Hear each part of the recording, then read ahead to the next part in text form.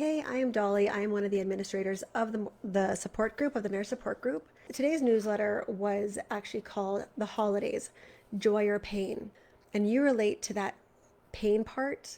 Just know that you're not alone. There are so many people going through the holiday season with a lot of pain. They are feeling triggered. This can be because of divorce, separation. Maybe you have to split your time with your kids or family members. Maybe you've lost somebody and this is your first Christmas when it's the whole year of being alone. Maybe you're in a struggling financially, or maybe there's somebody in your family like your sister-in-law or your mother-in-law or somebody in your family that is just on you every single time you walk in that door. There is just friction.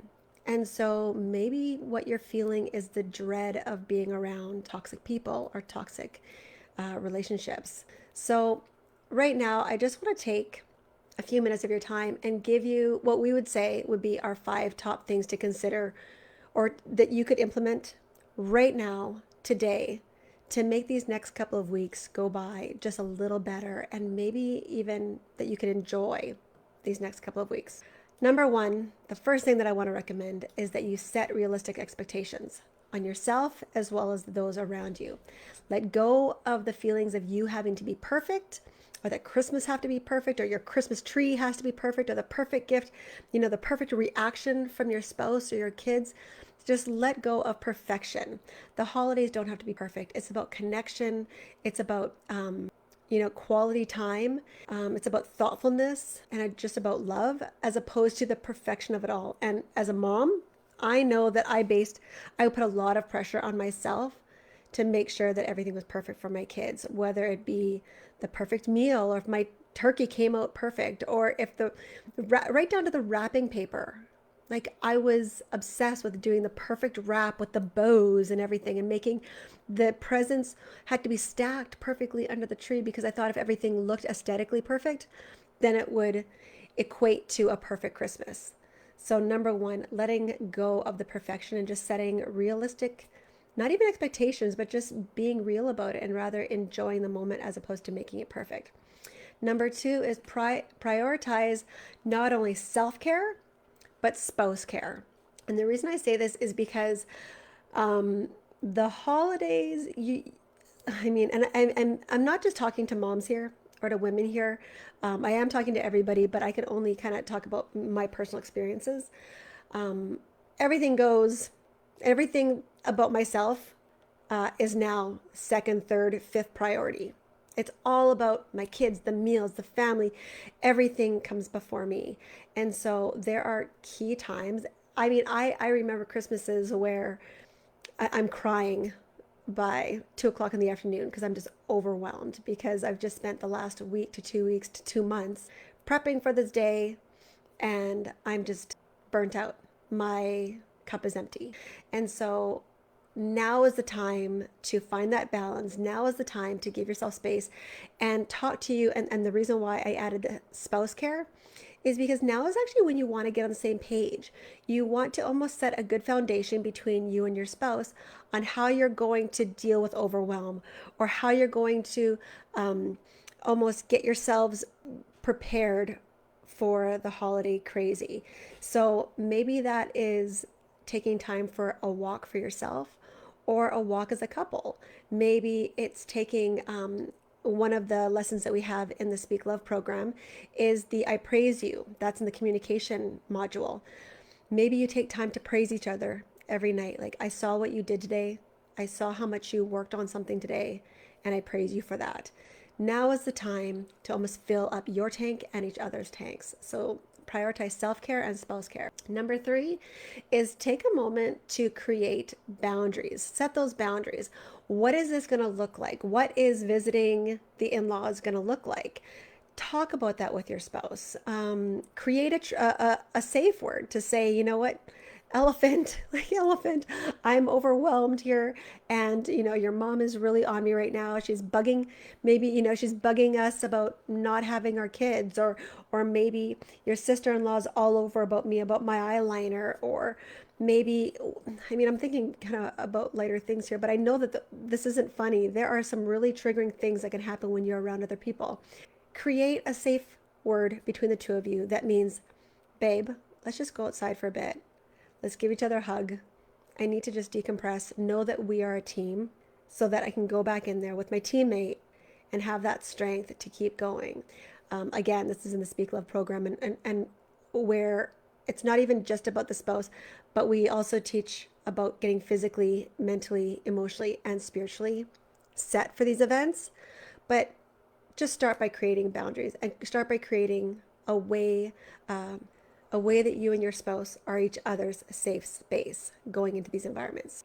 Number 4, start a new tradition. So this is important. If the old traditions are bringing back triggers, pain, stress, start some new ones. There's no one saying that you can't start a new tradition. So if this would be like, the first thing that comes to mind is if you are the one that's always preparing Christmas dinner and it is stressful because you have to prepare, 6, 7, 8 different dishes, start a potluck. Call up your family members today and just say, hey, do you think that you could bring the scalloped potatoes? Or do you think you could bring the salad? Or maybe the jello? Could you call up a dessert place and just bring a dessert? Right? It doesn't have to land all on one person. You could be starting a new tradition, and then going forward, whoever hosts, everybody brings something. It's a little bit easier because every woman that I've spoken to in the last week that's prepping for Christmas, it's a whole event. It takes 2 or 3 days to prep for the groceries, cleaning your house, getting your kids' rooms in order. It's so much work. So instead of finding the stress in there, maybe find a solution. You can start new traditions. If finances are tight right now, maybe instead of having X amount of gifts, maybe you just start a tradition. In the newsletter that we put out this morning, we gave 5 different options to start a new tradition. So take a look at the newsletter because it has some really 5 good ones. But other ones that we don't have in there are go for a Christmas morning hike. Maybe it's snowy outside, maybe you live by the mountains, or maybe you're by the beach. Go and walk the boardwalk or walk the beach. Something where you're doing something new. Maybe you do the polar bear swim or polar bear plunge. Attend a community run event where you're not the one hosting, but you can just show up with your family and enjoy it, whatever it is. Those are just a couple off the top of my head, but there are some also in the newsletter. But it doesn't have to be the pressures. Just because it's tradition, it doesn't mean that it has to continue to be tradition. You can find something that works for you and your family and incorporate that. And then lastly, focus on gratitude. If you focus on gratitude, it's almost like you're focusing on the things that you do have, the things that you are blessed with. And as soon as you do that, those things become magnified. And that is really special. When you can look at something and say, yeah, maybe we can't afford gifts this year, but man, like we battled, some sort of flu or some sort of illness, or we are still here together, or maybe you're solo right now, maybe you just went through a divorce, but you're still alive and you still have family members, or you have that really great friend.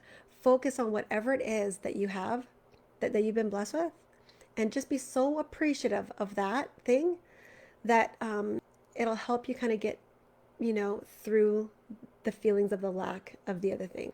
And so when you see these commercials and holiday movies and everything coming across your TV, your Netflix, your emails, it's all about the excitement and the magic of Christmas. We also acknowledge that it's not so magical for so many people.